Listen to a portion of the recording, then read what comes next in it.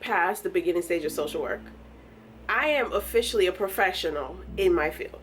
Like, I do have a master's degree in this. I have been in this business, in this field for 10 years, and I cannot believe I have never thought about doing a video that can be of help to new social workers, young women and men who are going into the social work field, women and men trying to get their degree in social service, whether it's their bachelor's in social work, whether it's their master's in social work, whether it's getting their LMSW, their LCSW, whatever the case may be, you are still part of that field.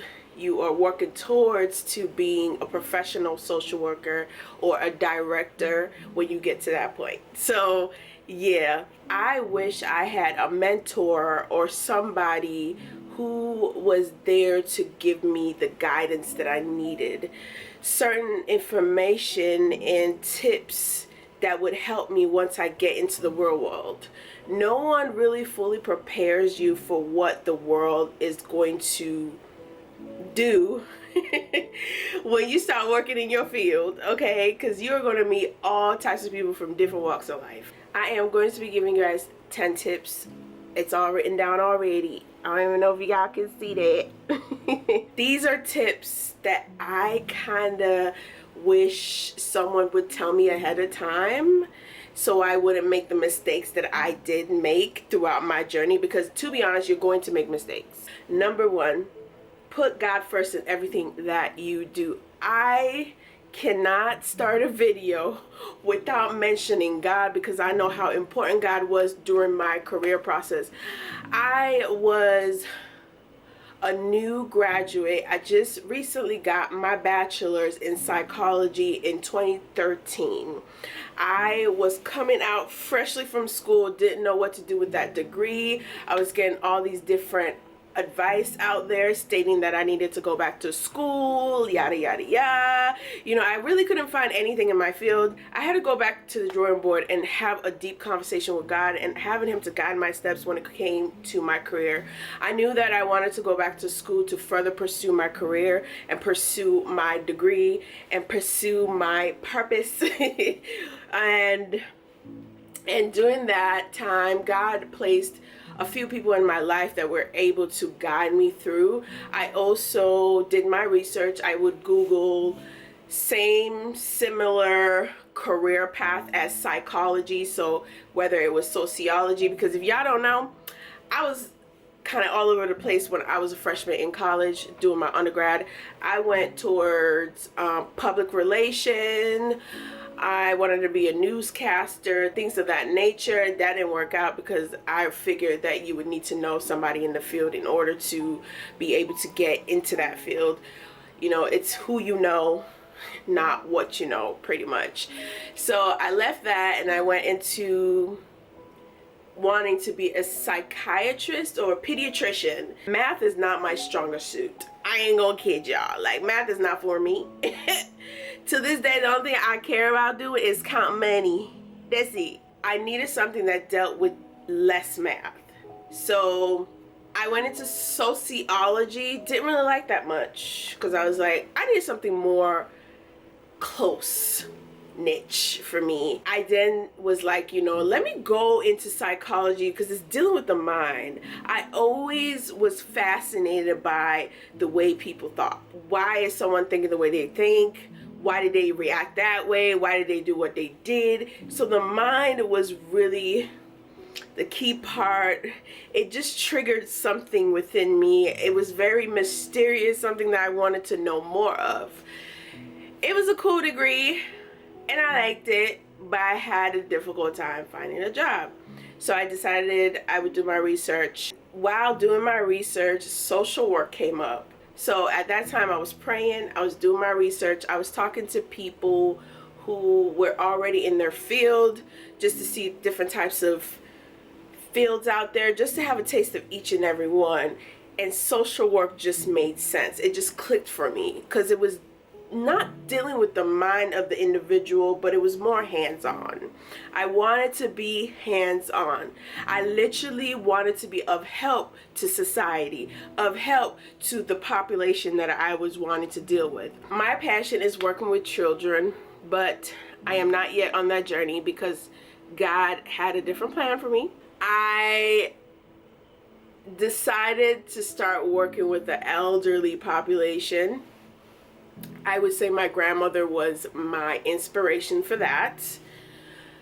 And going to school and going for my master's was one of the biggest blessings ever for me, because if I tell you how important it is to put God first in your field and where you're going in your purpose in life, it's such a key. Because during my prayer moments with God, I got accepted into my school of choice.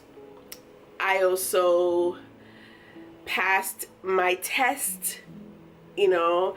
I also wrote the most amazing letter with the help of my father, just so I can get into college. Everything was aligned and working in my favor.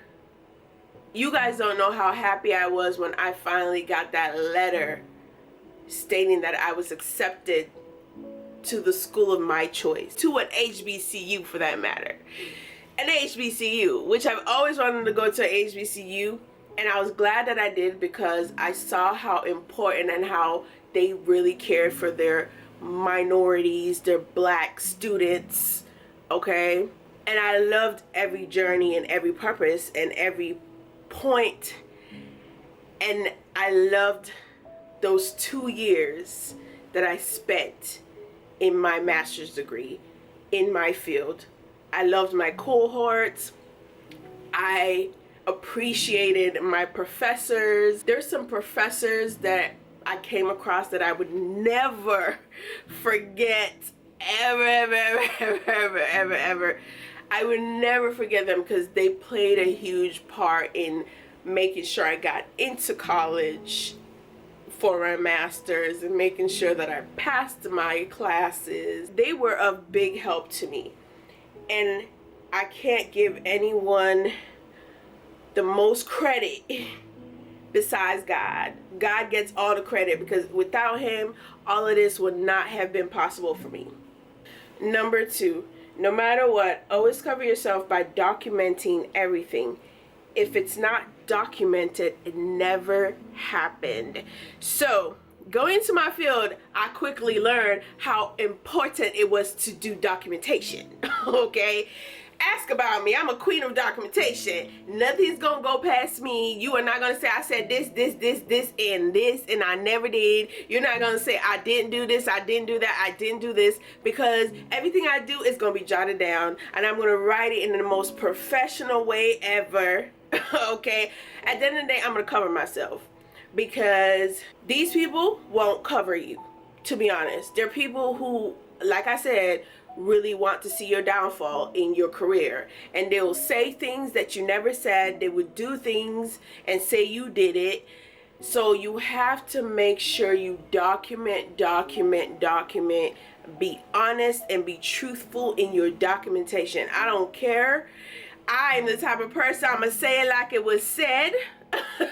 Okay, and I'm going to be truthful about what was done at all times. So you as a co-worker, you as a worker, you have to learn how to put yourself first when it comes to your career, because you don't want something that can, lead to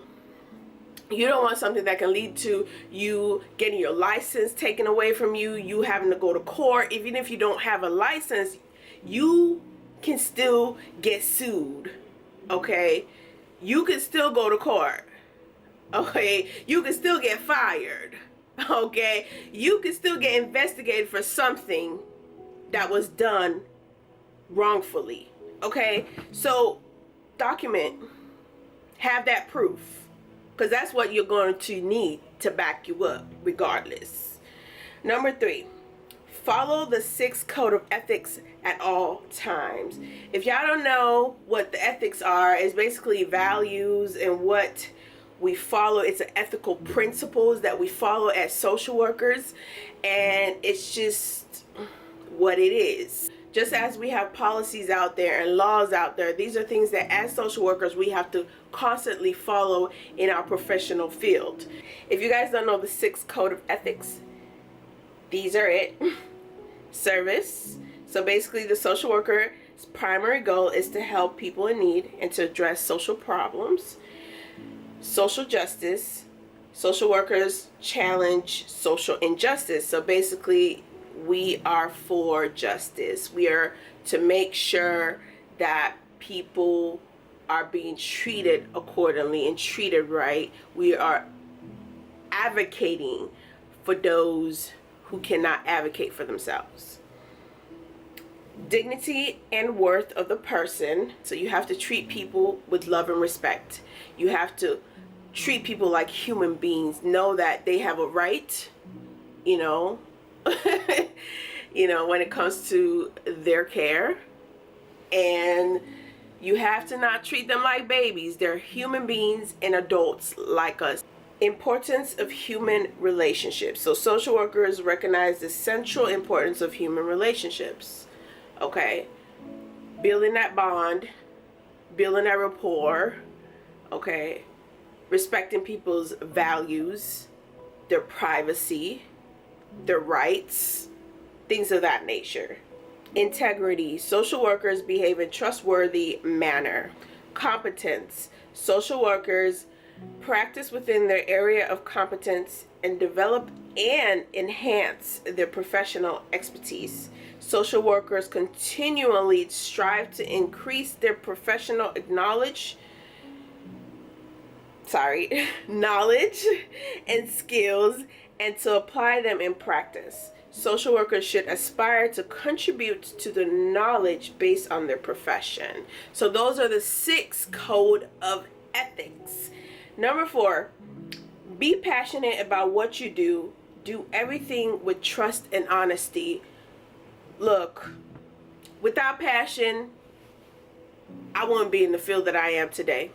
Because at the end of the day, once the passion is gone, you are no longer going to treat things in a professional manner. You're just going to do just to do. Okay? All right. I got to just do my shift and I'm gone. I don't really care. I don't want to know what's going on with this resident. You're going to do the bare minimum. And you're not going to care. You're going to treat people like they don't matter. Okay? You're just here to get your coins. I'm just here to get my money. I don't really care what's going on with the residents. I just want to do my shift and go home. I don't like to go into work with that kind of mentality. It's not good for society. It's not good for your residents. It's not good for your patient. It's not good for nobody. It's not even good for you when you go into work with that kind of personality. You have to come into your work field with a positive mindset. You have to be honest, okay? You have to let people know that you're here to do your job and do it well. Okay, you're here to do your job and be professional. You're here to do your job and not still have people walk all over you, because sometimes when you're that quiet girl that observes everything and you don't talk too much, or you tend to speak when spoken to, people think you're kind of naive and dumb and stupid. Little do they know, you're observing people's character. You're seeing who's who you need to distance yourself from, who you need to keep closer to. You want to set that healthy boundary for yourself when it comes to your field of work.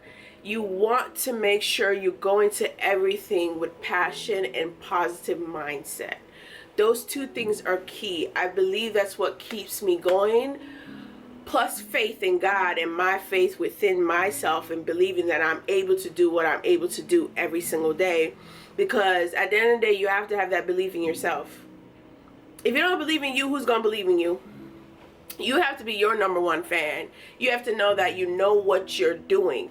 You have gained so many experiences. You've gone through trials and tribulations. You've gone through tough times and good times. These things all play a part when it comes to your growth. And I believe passion can take you far.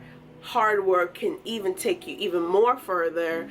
And putting both together with the faith of God, it all works hand in hand. Okay? Every time I wake up, I have to put Jesus Christ in mind, knowing that, you know what? Jesus Christ was the first social worker we ever had walking on earth. Y'all didn't know that. So I have to like put myself in his shoes every single day and say, what would Jesus do? How would Jesus do it? And go with a compassionate heart. Number 5, stay out of work politics. Your coworkers are not your bestie. Remember, you are all there to do one thing, which is serve the residents and patients. I had to learn this in a hard way recently, knowing that not everyone is your friend at your workplace. They're not your friend at all. They're your coworkers. At the end of the day, you're here to do your work as a team, and make sure you're providing the services that these patients need. All that trying to know people's personal business, you don't have to tell people about yourself. Okay, keep it short and sweet. You always have to have that type of mystery when it comes to your field. You don't want everyone to know your business and have your business out in the streets. When I start feeling like I'm saying too much and I'm doing too much, I'm going to take a step back and I'm going to set some boundaries, because at the end of the day, that respect has to be there. That line has to be there. You got to draw a certain line, and people don't need to cross that line at all. And when they do, you have to have that talk with them. Like, I don't appreciate that. Stay out of my business, because I ain't in yours. Okay? He don't need to know. They don't need to know anything about your life with your boyfriend, your husband, your wife, your family. When I started realizing that my coworker is not my friend, I started talking less and listening more. Just nip it in the butt. If they're overstepping their boundaries, just nip it in the butt and change the subject. Don't talk about it, or say something very basic. Say something super basic, or tell a little white lie. I know I shouldn't be saying this as a Christian, saying tell a white lie, but it's not your business. Why are you asking in the first place? If I tell you that information, the most you're gonna do is spread my business, and that's not what I want to people that I don't know. Why do I want strangers that you know in my business? It's like my life is entertainment for you. Okay, you're not obligated to know these things. I chose to tell you because I trusted you, but some people are just not worth trusting. You can't trust every soul that you come across. You can't be friends with everybody that you come across, because at the end of the day, you don't really know what their true behavior is like. There's some people who live for the gossip. They live for the tea, child. And I'm just not one of them. I could care less what you ate last weekend or at that brunch. Let's talk about these residents. How are we going to get this work done? Let's talk about that, because we got deadlines, honey. We got deadlines. You can talk about that with your homies back home. Not with me, because I don't want to know. I don't care to know. Number 6, always state facts and not opinion. When someone says you didn't do something and you did do it, present the facts to them. State facts, not opinion, because when you mix your opinion because you're pissed off, you're mad that she's trying to blame you, oh, social worker didn't do it, now she's bringing her opinion to it, and she's adding some lie on top of that. So that's what I mean. Come with facts. Let them see what you have done. I did this day, and that day, and that day, and they did it. Okay, as you can see, this was done this day and that day. Okay, and everybody need to go back and know what their roles are, because what I've realized is sometimes people want to put their job on you because you guys work as a team, but you've got to use the wisdom that God gave you at all times. Number 7, study your craft, know your craft. Don't be afraid to learn and ask lots of questions. Take notes. You are not too late. You are not too old, not too young to ask questions. There's no such thing as dumb questions. I don't care what nobody says. Ask the question. You don't know a lot. You're not going to know everything, I should say. Not that you don't know a lot. You're not going to know everything. It's okay to not know everything as a director. It's okay to not know everything as a social worker. It's okay to not know everything as a social worker assistant. It's through that job you're going to learn as you go. And people have different learning skills and patterns. Not everyone learns the same rate and at the same time. Not everyone processes things the same. Everyone is different, and everyone has their own strength and their own weaknesses as well. Number 8, it's never the loudest in the room that knows the most. Always be quick to listen and slow to speak. James 1:19 says, remember this, my dear brothers, let everyone be quick to listen, slow to speak, and slow to become angry. So I'm just going by what the Word of God says, and that is something that I'm learning, to not allow people to get the best of me and not allow gossip to take over how I feel, you know, and not allow other people's projection and the way that they think of me to affect me, because the way I see me is not the way you're going to see me. The way God sees me is not the way you see me. At the end of the day, the way God sees me and the way I see myself is what matters. So I have to treat myself with that love and caring affection that I give other people as well. Number 9, keep your personal life away from work life. Remain mysterious. I've already talked on this, so y'all get it. Okay, gotta keep a lot of things to yourself these days. All right, not everybody deserves to know your business, and not everyone deserves to know how you're succeeding in your achievements, because not everyone's gonna be happy for you. There are gonna be people who want to knock you down before you even start. So be wise and be cautious. Number 10, focus on your residents and advocate for them. Any nursing issue, voice it immediately. All concerns matter. Don't keep things to yourself now. If something happened, go get the right department, or try to handle it if you know what you're doing.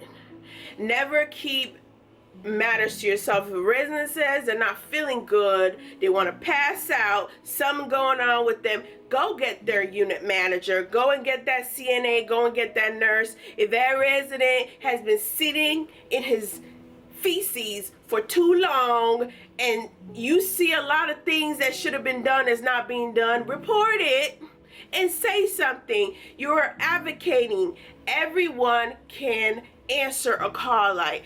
Everyone that works in that field can actually address a concern. Use your voice. Speak up at all times. Make sure your work is being done. So on to the bonus tip. Get your license. Get that PhD. Aim high. When you gain those years of experience, go on to be a director like myself. Never settle for less when it comes to any job, any career, because at the end of the day, you have to put yourself up here, never down here. Be up here and still be humble, okay?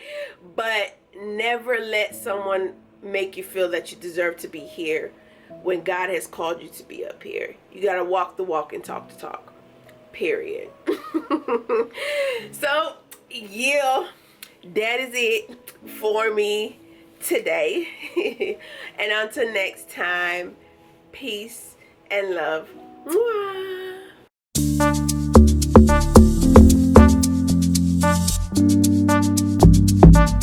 Louisa.